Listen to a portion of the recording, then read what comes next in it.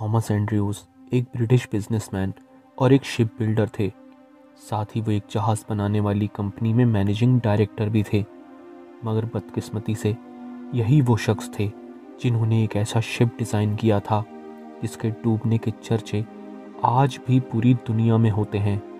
उस जहाज़ का नाम था टाइटैनिक। 15 अप्रैल 1912 की रात जब टाइटैनिक आइसबर्ग से टकराया और डूब गया, उस वक्त थॉमस भी टाइटैनिक पर ही मौजूद थे और अपनी ज़िंदगी के आखिरी पल उन्होंने लोगों की मदद करने में बिताए और लोगों को सेफली लाइफ बोट्स तक पहुंचाया। मगर थॉमस टाइटैनिक के साथ ही समुद्र में डूब गए, जिनकी बॉडी कभी भी नहीं मिल सकी। और इस तरह जिस जहाज़ को थॉमस ने खुद डिज़ाइन किया था, वही जहाज़ उनके लिए उनकी मौत का फरमान साबित हुआ। इतिहास में कई ऐसे बेशुमार वाक़ये मौजूद हैं जहां कुछ लोगों के किए हुए आविष्कार ही उनकी मौत का फरमान साबित हुए। आज के इस वीडियो में मैं आपको कुछ ऐसे ही चुनिंदा लोगों के बारे में बताऊंगा जिनके खुद के किए गए आविष्कार ही उनकी मौत की वजह बन गए। मिस्ट्री बैंक के एक नए वीडियो में आपका एक बार फिर से स्वागत है। प्राचीन ग्रीस में 560 ईसा पूर्व एक राजा राज करता था जिसका नाम था फ्लारिस। उसे लोगों को मौत की सज़ा देने में बड़ा मज़ा आता था। एक दिन उसने अपने दरबार के शाही शिल्पकार पेरिलॉस से एक पीतल का बैल बनवाया।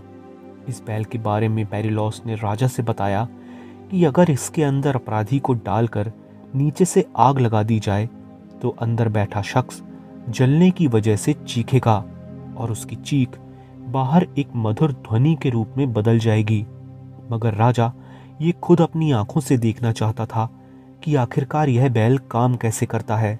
इसके लिए राजा ने सबसे पहले उसी शिल्पकार को ही इस बैल के अंदर डाल देने का फरमान सुना दिया और नीचे से आग लगवा दी, जिसके बाद वह शाही शिल्पकार अपने ही बनाए हुए इस बैल के अंदर तड़प तड़प कर मारा गया।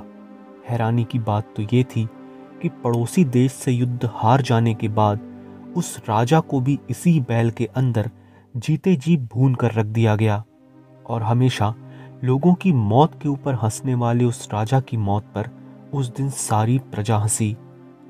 अगर मैं आपसे कहूं कि एक किट ऐसी भी थी जिसे आप अपनी मौजूदा कार में लगाकर अपनी नॉर्मल कार को एक फ्लाइंग कार में कन्वर्ट कर सकते थे, तो क्या आप ये बात मानेंगे? मगर ये पूरी तरह से एक सच बात है। दरअसल कैलिफोर्निया के इंजीनियर हेनरी स्मोलिंस्की और हैरोल्ड ब्लेक ने ये कारनामा 1973 में ही कर दिखाया था। उन्होंने एक ऐसा विंग सिस्टम बनाया था जिसे किसी भी कार में लगाकर उसे फ्लाइंग कार में कन्वर्ट किया जा सकता था और जब गाड़ी को रोड पर चलाना हो तो इस सिस्टम को डिटैच भी किया जा सकता था। इसके प्रोटोटाइप में उन्होंने एक सेस्ना स्काई मास्टर एयरक्राफ्ट और फोर्ड पिंटो के पार्ट्स को जोड़कर इसे तैयार किया था, जिसे उन्होंने एव मिज़ार नाम दिया। जिसके बाद 11 सितंबर 1973 के दिन कैलिफोर्निया के कैमरिलो एयरपोर्ट से इस फ्लाइंग कार ने सक्सेसफुली टेक ऑफ किया, जिसे हेनरी और हैरोल्ड ब्लेक ही चला रहे थे। लेकिन इसके कुछ ही देर बाद इसका राइट विंग हवा में ही अलग हो गया और ये फ्लाइंग कार क्रैश होकर धराशाही हो गई। जिसके बाद इन्वेस्टिगेशन में ये पाया गया कि मिज़ार को बनाते वक्त कुछ पार्ट्स लूज रह गए थे और साथ ही इसका वेट भी रिकमेंडेड वेट से ज़्यादा था, जो इस हादसे की वजह बना। इस तरह हेनरी स्मोलिंस्की और हैरोल्ड ब्लेक का ये बेहतरीन इन्वेंशन उनकी मौत की वजह बन गया। रूस के एक शख्स वैलेरियन ने 1917 में एक ऐसी कार बनाई थी जो सड़क पर नहीं बल्कि रेलवे ट्रैक पर चलती थी और इसमें कार के इंजन की जगह हवाई जहाज का शक्तिशाली इंजन लगा हुआ था। ये उस दौर की बात है जब रूस सोवियत यूनियन हुआ करता था, जो इतना विशाल था कि इसके एक हिस्से से दूसरे हिस्से तक पहुंचने में कई हफ्तों का समय लग जाया करता था। ऐसे में लोगों को लगा था कि ये आविष्कार उनकी इस परेशानी को हमेशा हमेशा के लिए ख़त्म कर देगा। वैलेरियन का ये इन्वेंशन रेलवे ट्रैक पर चलने के लिए ही बनाया गया था, लेकिन इसमें जहाज़ का इंजन फिट होने की वजह से इसे ट्रैक पर मैक्सिमम 140 किलोमीटर प्रति घंटा की स्पीड से चलाया जा सकता था, जो 1921 के दौरान काफ़ी तेज़ रफ्तार मानी जाती थी।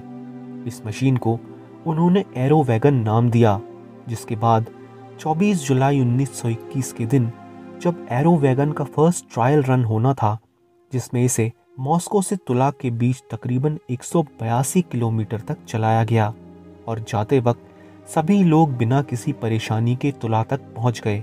मगर वापस आते वक्त एरो वैगन जब पूरी रफ्तार में थी, तभी अचानक वह पटरी से उतर गई और इसका एक भयानक एक्सीडेंट हो गया, जिसमें इसमें मौजूद 22 लोगों में से 6 लोग मारे गए और इन 6 लोगों में एरो वैगन का इन्वेंटर वैलेरियन भी शामिल था। रेडियम एक रेडियो एक्टिव एलिमेंट है और ये बात आज हम सभी अच्छी तरह से जानते हैं। साथ ही रेडियो एक्टिविटी कितनी ज़्यादा घातक होती है, ये बात लोग हिरोशिमा और नागासाकी के भयानक मंजर को देखकर समझ चुके हैं। लेकिन इस बात से बेखबर मैरी क्यूरी ने जब रेडियम की खोज की तो उन्हें अपनी इस खोज के लिए नोबेल अवार्ड भी दिया गया। मगर अपने एक्सपेरिमेंट के दौरान मैरी क्यूरी अत्यधिक रेडियो एक्टिव एलिमेंट्स और उनसे निकलने वाले रेडिएशन के संपर्क में आ गईं, जिस वजह से वो एप्लास्टिक एनीमिया की शिकार हो गईं और जिस रेडियम की खोज के लिए उन्हें नोबेल अवार्ड दिया गया था, उसी की रेडियो एक्टिविटी 1934 में उनकी मौत की वजह बन गई। इतना ही नहीं, उनके एक्सपेरिमेंट्स के दौरान इस्तेमाल की गई सारी चीज़ों को आज भी छूना मना है और ये चीज़ें अगले 10 या 15 साल नहीं बल्कि आने वाले 1500 सालों तक ऐसे ही रेडियो एक्टिव रहेंगी। इतना ही नहीं, उनके मरने के बाद उनकी बॉडी इतनी ज़्यादा रेडियो एक्टिव थी कि उन्हें दफनाने के बाद उनकी ग्रेव तक को लेड की एक मोटी परत से सील कर दिया गया था, जिससे रेडिएशन बाहर ना फैले। फ्रांज राइकेल्ड नाम के शख्स को फ्लाइंग टेलर के नाम से जाना जाता था, जो एक टेलर होने के साथ ही एक इन्वेंटर और पैराशूट पायनियर भी थे।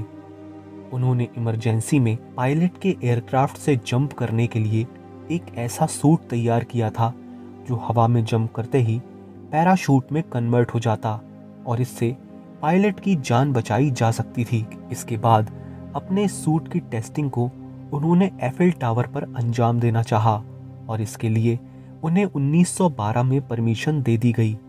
इस टेस्टिंग के पहले पुलिस ने उनसे कहा कि पहले इस टेस्ट को आप किसी डमी पर कीजिए, मगर फ्रांज नहीं माने और उन्हें अपने इन्वेंशन पर पूरा भरोसा था और उन्होंने खुद ये सूट पहना और एफिल टावर से छलांग लगा दी। मगर लोगों को जिस बात का डर था वही हुआ। पैराशूट बीच हवा में नहीं खुला और फ्रांज 187 फीट की ऊंचाई से सीधा जमीन पर आ गिरे और उनकी मौत हो गई। इस घटना के बाद से उन्हें एक और नए नाम से जाना जाने लगा, जो था रेकलेस इन्वेंटर। तो आज के इस वीडियो में बस इतना ही। अगर आपको ये वीडियो पसंद आया तो इसे लाइक और शेयर ज़रूर कीजिएगा। ऐसे ही और वीडियोस को देखने के लिए सब्सक्राइब करें हमारा यूट्यूब चैनल मिस्ट्री बैंक।